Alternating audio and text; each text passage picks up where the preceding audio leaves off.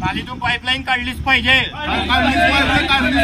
नालीतून pipeline काढलीच पाहिजे, नाली साफ नाहीये। आम्हाला पाणी पाहिजे आहे, कारण की पाण्यासाठी आम्ही आंदोलन करतोय, पण ते पाणी स्वच्छ मार्गाने पाहिजे आहे। चांगल्या चुकीच्या पद्धतीने तुम्ही आम्हाला पाईपलाईन टाकून नको द्या, एवढीच विनंती मी मुख्य अधिकारी महोदयांना करतो। या संदर्भात आम्ही माननीय जिल्हाधिकारी महोदयांकडे तक्रार कालच केली आहे। 22 तारखेला काल संध्याकाळी आम्ही नाना चौधरी, प्रकाश भामदास चौधरी, आम्ही सर्व कार्यकर्ते इथे आले होते संध्याकाळी 5च्या टायमाला।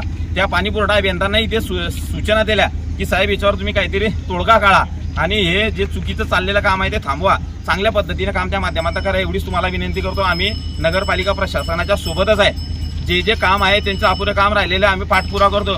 आम्ही सर्व कार्यकर्ते होते म्हणून हे पाणी इथपर्यंत येऊन पोहोचलं, हे मान्य आहे का तुम्हाला? इथपर्यंत येऊन पोहोचलं, नाहीतर नाटाळांच्या नाटामुळे हे पाणी आलं नसतं। त्याकरता आम्ही जास्त ज्या दाबानं फुल दाबाने येईल का कमी दाबाने? दाबामध्ये फरक पडेल थोडाफार, किती फरक पडेल तेवढं एक्झॅक्ट नाही सांगता येणार। आणि मग भविष्यात जर कधी फुटली तर मग महामार्ग कोण खोदतील तुम्हाला? फुटली तर आपण हे टाकले ना, काय पुस्तूर केलेलं आहे, मग परत खोदसान तुम्ही? शेवटी पर्याय नाही, मग कसं काय करणार? हायवेचं नुकसान आहे साहेब।